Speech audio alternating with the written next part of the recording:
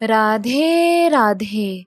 मेरा नाम है निकिता शर्मा और आप सभी का स्वागत है श्रीमद् भागवत गीता की इस श्रृंखला में। पिछले श्लोकों में हमने समझा कि अहंकार, शक्ति, दंभ, कामना और क्रोध से अंधे असुर मनुष्य अपने शरीर के भीतर और अन्य लोगों के शरीरों के भीतर मेरी उपस्थिति की निंदा करते हैं, ऐसा श्री कृष्ण ने कहा। चलिए आज बढ़ते हैं अगले श्लोकों की ओर। श्रीमद् भागवत गीता के 16वें अध्याय के 19वें श्लोक में कहा गया है, तान हम द्विषतः क्रूरान संसारेषु नराधमान क्षिपाम्यज स्त्रमक्षुभानासुरीष्वेव योनिषु। अर्थात जो लोग ईर्ष्यालु तथा क्रूर हैं और नराधम हैं, उन्हें मैं निरंतर विभिन्न आसुरी योनियों में भव सागर में डालता रहता हूँ। इस श्लोक में स्पष्ट इंगित हुआ है कि किसी जीव को किसी विशेष शरीर में रखने का परमेश्वर को विशेष अधिकार प्राप्त है। आसुरी लोग भले ही भगवान की श्रेष्ठता को न स्वीकार करें और वे अपनी निजी सनकों के अनुसार कर्म करें, लेकिन उनका अगला जन्म भगवान के निर्णय पर निर्भर करेगा, उन पर नहीं। श्रीमद् भागवत के तृतीय स्कंद में कहा गया है कि मृत्यु के बाद जीव को माता के गर्भ में रखा जाता है, जहां उच्च शक्ति के निरीक्षण में उसे विशेष प्रकार का शरीर प्राप्त होता है। यही कारण है कि संसार में जीवों की इतनी योनियां प्राप्त होती हैं, यथा पशु, कीट, मनुष्य आदि। ये सब परमेश्वर द्वारा व्यवस्थित हैं, ये अकस्मात नहीं आई। जहां तक असुरों की बात है, यहाँ यह स्पष्ट कहा गया है कि ये असुरों के गर्भ में निरंतर रखे जाते हैं। इस प्रकार ये ईर्ष्यालु बने रहते हैं और मानवों में अधम हैं। ऐसे आसुरी योनि वाले मनुष्य सदैव काम से पूरित रहते हैं, सदैव उग्र, घृणास्पद तथा अपवित्र होते हैं।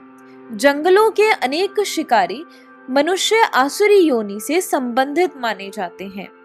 20वें श्लोक में कहा गया है, आसुरीम योनि मा पन्ना मूढ़ा जन्मनि जन्मनि माम प्राव्येन कौन्तेय ततो यान्त्यधमाम गतिम। अर्थात हे कुंती पुत्र, ऐसे व्यक्ति आसुरी योनि में बारंबार जन्म ग्रहण करते हुए कभी भी मुझ तक पहुंच नहीं पाते।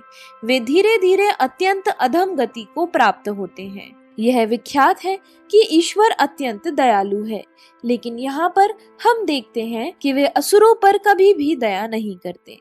यहाँ स्पष्ट कहा गया है कि आसुरी लोगों को जन्म जन्मांतर तक उनके समान असुरों के गर्भ में रखा जाता है और ईश्वर की कृपा प्राप्त न होने से उनका अधः पतन होता रहता है, जिससे अंत में उन्हें कुत्तों, बिल्लियों तथा सूकरों जैसा शरीर मिलता है।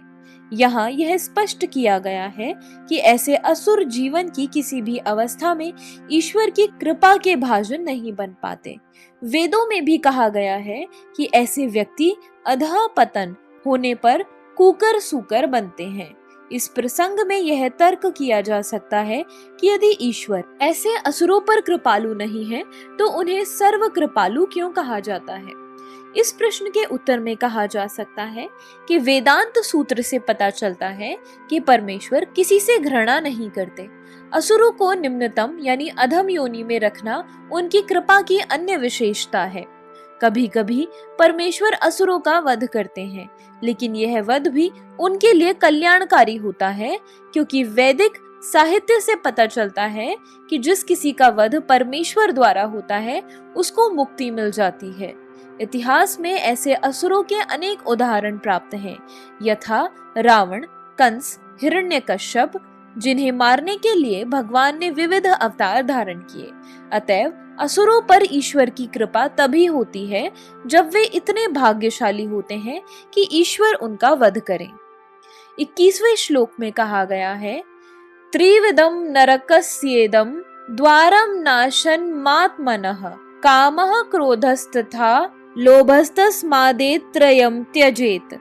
अर्थात इस नरक के 3 द्वार हैं, काम, क्रोध तथा लोभ। प्रत्येक बुद्धिमान व्यक्ति को चाहिए कि इन्हें त्याग दे, क्योंकि इनसे आत्मा का पतन होता है। यहाँ पर आसुरी जीवन आरंभ होने का वर्णन हुआ है। मनुष्य अपने काम को तुष्ट करना चाहता है, किंतु जब उसे पूरा नहीं कर पाता तो क्रोध तथा लोभ उत्पन्न होता है। जो बुद्धिमान मनुष्य आसुरी योनि में नहीं गिरना चाहता, उसे चाहिए कि वह इन तीनों शत्रुओं का परित्याग कर दे, क्योंकि ये आत्मा का हनन इस हद तक कर देते हैं कि इस भव बंधन से मुक्ति की संभावना नहीं रह जाती। तो इसी के साथ हमारे आज के श्लोकों का वीडियो समाप्त होता है। अगर आप सभी लोग श्रीमद् भागवत गीता की इस श्रृंखला में हमारे साथ हैं, तो हमें अपने विचार कमेंट सेक्शन में जरूर बताएं और इस वीडियो को अपने परिवारजनों और मित्रगणों के साथ जरूर शेयर करें, ताकि उनके जीवन में भी इस सुंदर ज्ञान के आगमन के कारण कोई बदलाव हो सके। तो चलिए अब मिलते हैं अगले श्लोकों के साथ एक नई वीडियो में।